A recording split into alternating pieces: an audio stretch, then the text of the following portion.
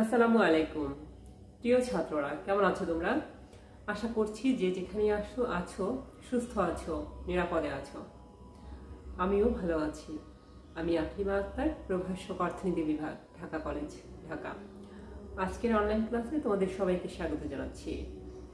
আজকে আমি আন্তর্জাতিক অর্থনীতি অর্থাৎ অনার্স ফোর্থ ইয়ারের আন্তর্জাতিক অর্থনীতি নিয়ে হাজির হয়েছি। আজকে আমি তোমাদের পড়াবো পঞ্চম অধ্যায় আমার আলোচনার বিষয় হলো properties of Bretton Woods system অর্থাৎ ব্রেটন উডস পদ্ধতির বৈশিষ্ট্য সমূহ। তো চলো আমরা শুরু করি আমাদের আজকের ক্লাস।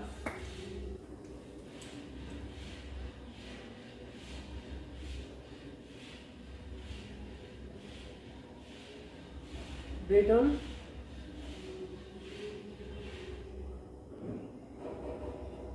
উডস পদ্ধতির বৈশিষ্ট্য সমূহ।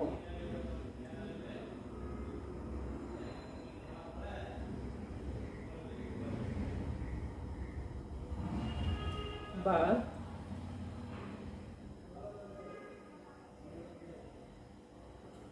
properties of Bretton Woods system। Bretton Woods পদ্ধতির বৈশিষ্ট্য সমূহ আজকে আমরা দেখব হচ্ছে ব্রেটন উডস পদ্ধতির কি কি বৈশিষ্ট্যগুলো রয়েছে। প্রথমেই আমি যে বৈশিষ্ট্যটা দেখব, ব্রেটন উডস পদ্ধতির কিছু বৈশিষ্ট্য রয়েছে। আন্তর্জাতিক অর্থব্যবস্থাকে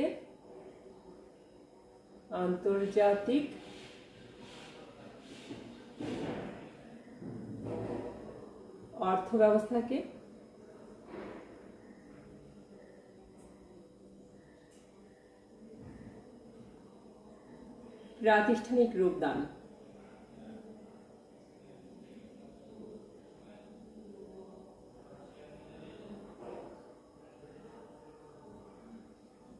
আন্তর্জাতিক অর্থ ব্যবস্থাকে প্রাতিষ্ঠানিক রূপদান। 2 নম্বরটা হচ্ছে পরিবর্তনশীল পেগিং পদ্ধতির প্রবর্তন। পরিবর্তনশীল পেগিং পদ্ধতির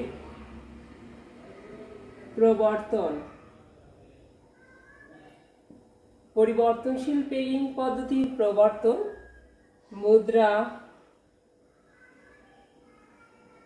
মুদ্রা রিজার্ভের প্রচলন।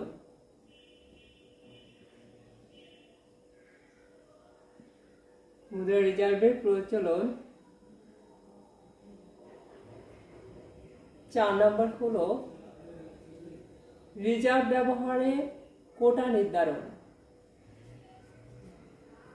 রিজার্ভ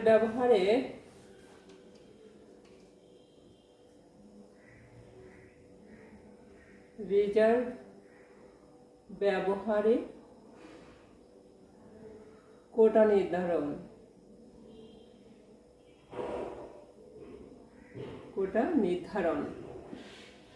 5 নম্বর হলো দেশীয় মুদ্রাকে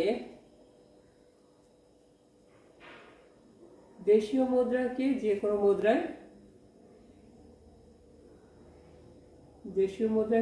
কোনো মুদ্রায় রূপান্তর। 6 নম্বরটা হচ্ছে চাঁদা প্রদান ব্যবস্থা।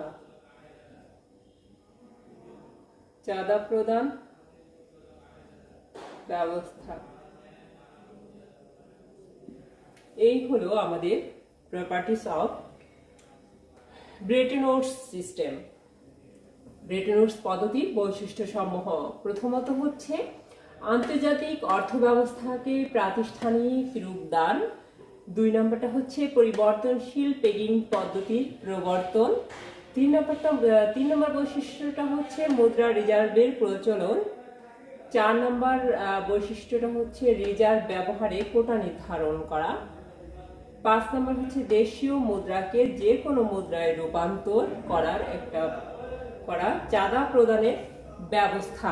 6 নম্বরটা হচ্ছে চাঁদা প্রদানের ব্যবস্থা।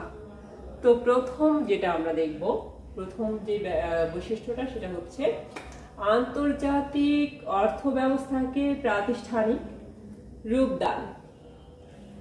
ব্রেটন উডস পদ্ধতির অন্যতম বৈশিষ্ট্য হলো এটা যে আন্তর্জাতিক অর্থ ব্যবস্থাকে প্রাতিষ্ঠানিক রূপদান করা, যেমন প্রাতিষ্ঠানিক রূপদান এবং অর্থ ব্যবস্থাকে একটি সুশৃঙ্খল ব্যবস্থায় নিয়ে আসা। ব্রেটন উডস পদ্ধতির ব্রেটন উডসে যে একটা সম্মেলন হয়েছিল, আমি গত ক্লাসে তোমাদের সাথে আলোচনা করেছি যে 44টি দেশ, এমন দেশ যে দেশ কমিউনিস্ট নয়, এরকম 44টি দেশ নিয়ে ব্রেটন উডসে একটা সম্মেলন হয়েছিল। সেই সম্মেলনে তোমার সদস্য দেশগুলো চিন্তা ভাবনা করে দেখলো যে আন্তর্জাতিক অর্থ ব্যবস্থা, তাদের এমন একটা অর্থ ব্যবস্থা বা এমন একটা জায়গা থাকা দরকার যেটা হবে সুশৃঙ্খল এবং এটা এমন শক্তিধর হবে যে হচ্ছে সে শুধু একটা নীতিতে বিশ্বাসী হবে, শুধু অর্থ ব্যবস্থা নিয়ে সে দেখভাল করবে। ঠিক আছে, এই উদ্দেশ্য তারা চিন্তা করলো যে এমন একটা তহবিল গঠন করা যায় কিনা যেটাতে আমরা আন্তর্জাতিকভাবে আর্থিক সাহায্য সহযোগিতা পাবো, প্লাস যেখানে গেলে আমরা আর্থিকভাবে একটা যে কোনো আর্থিক বিষয়ে একটা পরামর্শ পেতে পারবো বা হচ্ছে তাদের সাথে আলাপ আলোচনা করতে পারবো।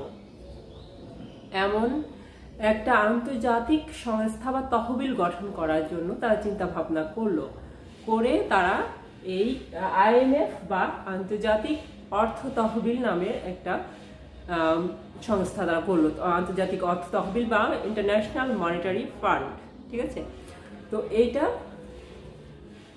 আন্তর্জাতিক অর্থ ব্যবস্থাকে তারা কি করলো, ব্রেটন উডস পদ্ধতির প্রধানতম যে বৈশিষ্ট্যটা সেটা হচ্ছে তারা আন্তর্জাতিক অর্থ ব্যবস্থাকে একটি প্রাতিষ্ঠানিকভাবে রূপদান করেই তারা কি করলো, IMF বা ইন্টারন্যাশনাল মনিটারি ফান্ড বা আন্তর্জাতিক অর্থ তহবিল নামে একটা তহবিল গঠন করলো। এই তহবিল কি করলো, দ্বিতীয় বিশ্বযুদ্ধের পর থেকে 1971 সাল পর্যন্ত তারা আর্থিক বিষয়ে, আন্তর্জাতিকভাবে আর্থিক বিষয়ে তারা একটা সফল সংগঠন রূপে আত্মপ্রকাশ করেছিল। ঠিক আছে, এটাই হলো আন্তর্জাতিক অর্থ ব্যবস্থাকে প্রাতিষ্ঠানিকভাবে রূপদান করা। 2 নম্বর ব্রেটন উডস পদ্ধতির দ্বিতীয় বৈশিষ্ট্য যেটা সেটা হচ্ছে পরিবর্তনশীল পেগিং পদ্ধতির প্রবর্তন। পরিবর্তনশীল পেগিং পদ্ধতির প্রবর্তন করা আন্তর্জাতিক যে 44টি দেশের যে সংগঠন তারা চিন্তা করলো যে হচ্ছে আমরা কি করব, এমন একটা আর্থিক সংস্থা, এমন একটা ব্যাপার হচ্ছে আমরা সৃষ্টি করব যেখানে হচ্ছে বিনিময় হার ব্যবস্থার প্রচলন থাকবে এবং যেখানে স্থির ও পরিবর্তনশীল বিনিময় হারের ব্যাপারটাও থাকবে। সেই ক্ষেত্রে সেই চিন্তা ভাবনা থেকেই তারা হচ্ছে এই পরিবর্তনশীল পেগিং পদ্ধতির প্রবর্তন করলেন। পরিবর্তনশীল পেগিং পদ্ধতিটা হচ্ছে স্বল্প মেয়াদে স্থিতিশীল একটা বিনিময় হার, যেটাকে তোমার পূর্বের যে স্বর্ণমান পদ্ধতি ছিল না, গোল্ড স্ট্যান্ডার্ড সিস্টেম, সেরকমই একটা ব্যাপার কাছাকাছি ছিল আর কি। স্বর্ণমান পদ্ধতির মতোই একটা ব্যবস্থা ছিল এই পরিবর্তনশীল পেগিং পদ্ধতি। এটি হচ্ছে তোমার আবার কিছু কিছু ক্ষেত্রে সেটা স্থিতিশীল ছিল এবং স্থির ছিল এবং কিছু ক্ষেত্রে পরিবর্তনশীল ছিল। ঠিক আছে, মুদ্রা রিজার্ভের প্রচলন। 3 নম্বর বৈশিষ্ট্যটা হচ্ছে মুদ্রা রিজার্ভের প্রচলন। আচ্ছা, প্রথম বিশ্বযুদ্ধ থেকে দ্বিতীয় বিশ্বযুদ্ধের মাঝামাঝি সময়, এই যে প্রথম বিশ্বযুদ্ধ দ্বিতীয় বিশ্বযুদ্ধ এর মাঝের যে সময়টা, এই সময়টার উপর ভিত্তি করে ব্রেটন উডস পদ্ধতি চিন্তা করলো যে হচ্ছে একটা মুদ্রা রিজার্ভের প্রচলন করা দরকার, খুব বেশি জরুরি হয়ে পড়েছে মুদ্রাকে কিছু মুদ্রা রিজার্ভ রাখা। তো মুদ্রা রিজার্ভের তখন থেকেই তারা সদস্য দেশগুলো কি করলো, মুদ্রা রিজার্ভের প্রচলন করলো। হ্যাঁ, তারা ওই ফান্ডে মুদ্রায় কিছু মুদ্রা রিজার্ভ রাখার প্রচলন করলো। 4 নম্বর বৈশিষ্ট্যটা হচ্ছে ব্রেটন উডস পদ্ধতির 4 নম্বর বৈশিষ্ট্য হচ্ছে রিজার্ভ ব্যবহারে কোটা নির্ধারণ। এখন আসো, এই যে রিজার্ভ তারা রাখলো, এই রিজার্ভটা কারা কারা ব্যবহার করতে পারবে। হ্যাঁ, এই ক্ষেত্রে কিছু নিয়ম নীতি বেঁধে দেওয়া হলো যে কোটা ব্যবহার ক্ষেত্রে সবাই শুধু ইচ্ছা মতো হচ্ছে রিজার্ভটা ব্যবহার করতে পারবে না। সেই ক্ষেত্রে কি করতে হবে, কোটা নির্ধারণ করে দিল। এই কোটাটা ছিল 25%। হ্যাঁ, এরকম একটা বিষয় চলে আসলো যে হচ্ছে মুদ্রা রিজার্ভ যে কেউ ইচ্ছা করলেই হচ্ছে ব্যবহার করতে পারবে না এই সদস্য দেশগুলোর মধ্যে। তখন একটা কোটা সিস্টেম চালু হয়ে গেল। এরপরে যে বৈশিষ্ট্যটা রয়েছে ব্রেটন উডস পদ্ধতির, সেটি হচ্ছে দেশীয় মুদ্রাকে যে কোনো মুদ্রায় রূপান্তর করা। দেশীয় মুদ্রা সদস্য দেশগুলো তোমার অর্থনৈতিক কর্মকাণ্ড পরিচালনা করতে গিয়ে বিভিন্ন সমস্যার সম্মুখীন হতে পারে, তাই না, সমস্যার সম্মুখীন হয়। তো আন্তর্জাতিকভাবে তাদের এই দেশগুলোর মধ্যে কি করলো, দেশীয় মুদ্রাকে হচ্ছে যে কোনো মুদ্রায় রূপান্তর, দেশীয় মুদ্রাকে যে কোনো ইচ্ছা করলে তারা যে কোনো মুদ্রায় রূপান্তর করতে পারত, হ্যাঁ, বা লেনদেন করতে পারত দেশীয় মুদ্রাকে। তো এই ক্ষেত্রে হচ্ছে ব্রেটন উডস পদ্ধতির অন্যতম এই আরেকটি বৈশিষ্ট্য হচ্ছে দেশীয় মুদ্রাকে যে কোনো মুদ্রায় রূপান্তর করা যেত। 6 নম্বর যে বৈশিষ্ট্যটা রয়েছে ব্রেটন উডস পদ্ধতির লাস্ট বৈশিষ্ট্য, সেটা হচ্ছে তোমার চাঁদা প্রদানের ব্যবস্থা। এখন আসো, চাঁদা প্রদান ব্যবস্থাটা কি। তো ব্রেটন উডস পদ্ধতিতে সদস্য দেশগুলো ওই রিজার্ভের যে অর্থ, এই অর্থ থেকে ইচ্ছা মতো হচ্ছে কেউ ঋণ নিতে পারবে না। সেক্ষেত্রে তাদেরকে কি করতে হতো, তাদেরকে চাঁদা প্রদান করতে হবে।